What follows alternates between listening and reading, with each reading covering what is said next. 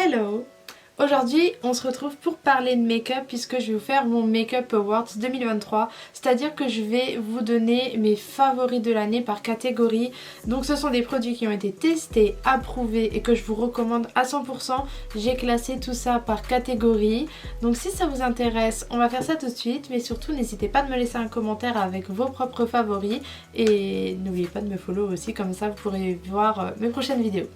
On va vraiment se focaliser sur le make-up, pas de skincare parce que je trouve que c'est vraiment personnel. Quelque chose qui peut super bien fonctionner pour quelqu'un ne peut superbement pas fonctionner pour quelqu'un d'autre. Du coup voilà, on va vraiment rester dans le make-up et on va commencer par la catégorie base. À savoir que moi je suis fâchée avec les bases. Franchement, les bases matifiantes, blablabla, j'ai un petit peu de mal. Du coup cette année j'étais un petit peu fâchée avec. Mais par contre, quelque chose que j'ai adoré utiliser autant sur moi que sur clientèle, ça va être les bases lumineuses parce que je trouve que ça apporte vraiment quelque chose au maquillage. J'en ai testé vraiment beaucoup. Si vous voulez, je pourrais vous faire une vidéo sur les bases lumineuses parce que j'en ai énormément, j'ai l'impression que je les ai toutes. Mais franchement, ma préférée de cette année, ça a été la Glow Filter de chez Beauty Bay. Moi, je la mets en teinte BB 102, donc un petit peu plus foncée que ma carnation. Mais après, quand je mets le fond de teint dessus, c'est nickel. Elle est super hydratante. Elle est super lumineuse, elle est magnifique et franchement je trouve que ça donne un rendu très glowy mais sans avoir un effet gras au fond de teint. Franchement une merveille, je vous la recommande. En plus elle est pas chère du tout vu que c'est du Beauty Bay et il va y avoir pas mal de Beauty Bay parce que c'est une marque que j'aime trop. Dans la catégorie fond de teint, il y en a un qui s'est vraiment démarqué des autres. J'ai pas testé beaucoup de nouveautés en 2023, mais en tout cas, dès que j'ai acheté celui-là, c'est le KVD, le Good Apple en Serum Foundation. Je l'ai adoré et j'utilise tout le temps. Bon, je suis souvent obligée de le mélanger à un autre parce qu'il est assez clair pour ma carnation, mais en tout cas le rendu est magnifique et je l'adore. Je trouve qu'il fait quelque chose de couvrant, il fait un teint couvrant mais sans être trop cakey, trop épais, enfin l'effet masque il n'y a pas, franchement il est parfait. Au niveau de l'anti-cerne, j'ai testé une nouvelle marque cette année. Je sais, la marque est sortie depuis super longtemps mais j'avais pas encore trouvé de produit qui me donnait envie de tester la marque et donc j'ai testé, approuvé et trop kiffé le faux filter concealer de chez Huda Beauty. Il est vraiment génial, il est assez hydratant, très couvrant. Moi qui étais une adepte du Too Faced, je le suis toujours mais c'est vrai que cette année j'ai beaucoup utilisé celui-là. Et en plus, si vous l'assortissez au correcteur de couleur, vraiment pour neutraliser la couleur des cernes, ça c'est le combo gagnant. Je trouve vraiment ils sont super bien. Vous pouvez tester, vous m'en direz des nouvelles parce que franchement, gros coup de cœur sur ces produits-là. En ce qui concerne le blush liquide, parce que c'est vrai que j'ai adoré utiliser des produits liquides cette année, j'ai eu un gros coup de cœur sur celui de chez Rare Beauty en teinte Happy qui est un rose qui va à tout le monde. J'ai vraiment l'impression que c'est une teinte universelle. En fait, ce qui est génial aussi, c'est que même si ça peut paraître un petit peu onéreux, vous avez besoin que d'un petit point par joue. Vraiment, si par contre vous aimez trop le blush, vous mettez 2-3 petits points et là vous avez du blush à fond.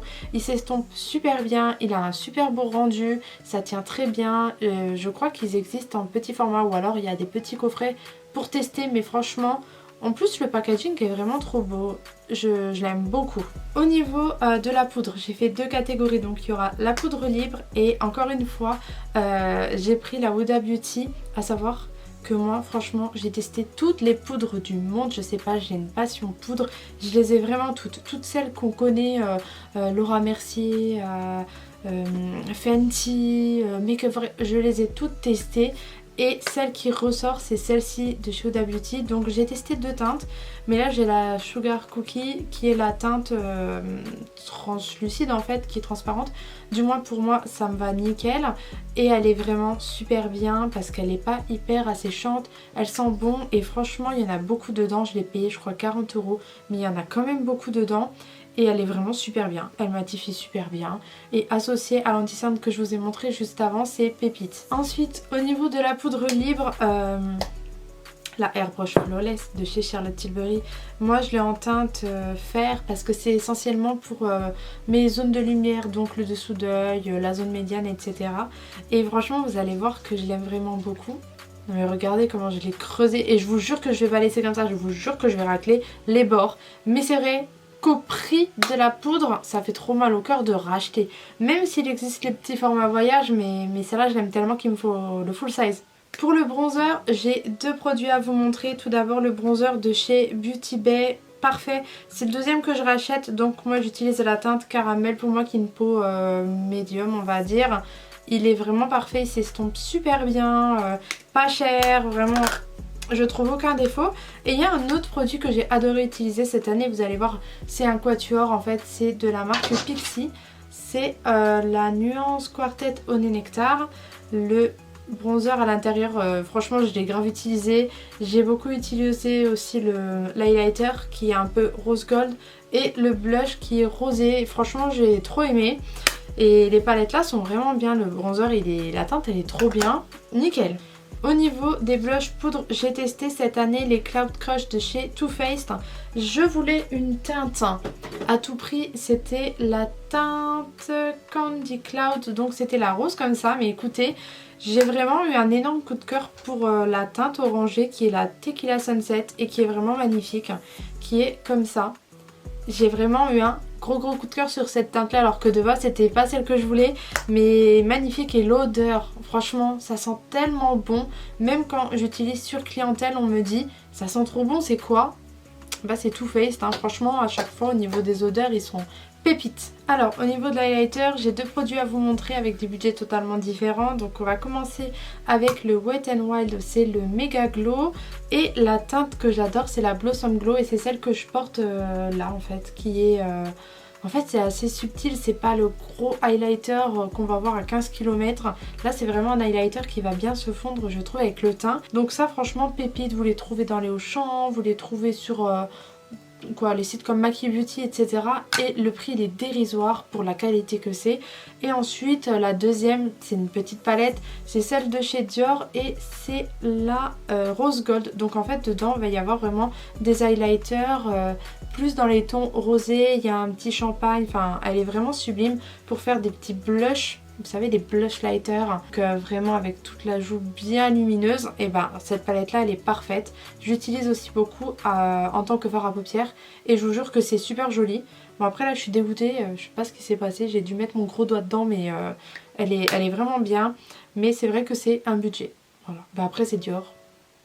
Pour les sourcils, j'ai appris à plus me ruiner. Donc c'est soit j'utilise les crayons à sourcils et je prends ceux de chez Shein, enfin Shiglam, ils sont super bien. La teinte chocolate, elle est trop bien pour mes sourcils. Vous avez un embout crayon et vous avez un embout feutre. Je vous avoue que l'embout feutre, j'utilise pas trop parce que je préfère le crayon.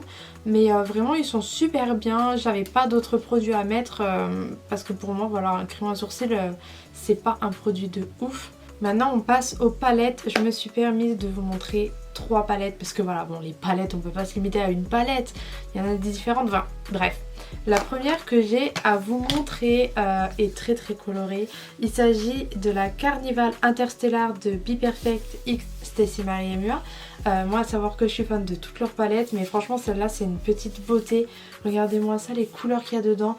En fait il y a plein de couleurs mais il y a aussi toute cette zone là qui est très gris, argenté, avec plein de jolis reflets. Et c'est exactement le genre de couleur que j'aime en ce moment. J'adore les tons froids, les smoky bien gris, enfin... Bref, cette palette là elle est vraiment magnifique, les pailletés sont incroyables et c'était obligé que je vous la mette dans mon top des produits 2023. Ensuite la deuxième palette qu'il fallait absolument que je vous montre parce que j'ai adoré l'utiliser cette année.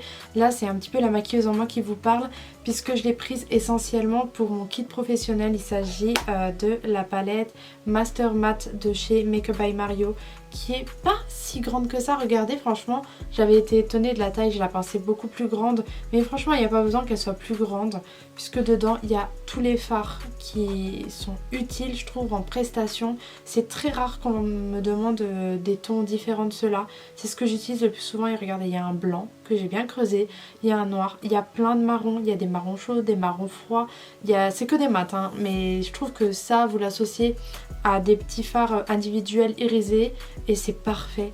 Elle est incroyable, franchement je l'aime beaucoup cette palette. Et vu que je pouvais pas faire un Makeup Award sans mettre une palette Beauty Bay, j'ai décidé de vous montrer la Métamorphique qui m'a accompagnée ces derniers mois, que j'ai adoré utiliser. Encore une fois vous allez voir que ça va être des tons très argentés, très froids, mais c'est vraiment ce que j'adore utiliser en cette fin d'année. Et par exemple cette palette là pour maquillage de nouvel an, c'est juste parfait quoi. Il y a plein de paillettes, il y a plein de reflets, des duochromes, enfin franchement c'est magnifique. Du coup voilà, petite pépite de fin d'année, c'est celle-ci.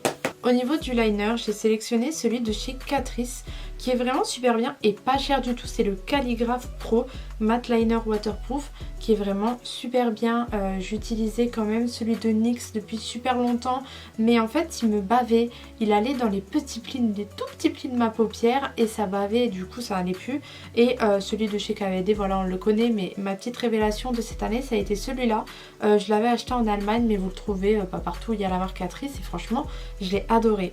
Dans la catégorie mascara, il n'y en a qu'un seul que j'ai adoré cette année et que j'aime plus que tous les autres de tous les autres années franchement. Ça a été ma révélation, c'est le IK de Beauty Bay. Il est vraiment génial, je vous le dirai jamais assez. Testez-le parce que franchement il est trop bien, il allonge les cils, il donne du volume, il est bien noir, tout ce que j'aime. Là j'ai fait une catégorie pigments, paillettes, donc encore une fois 2 produits à vous montrer.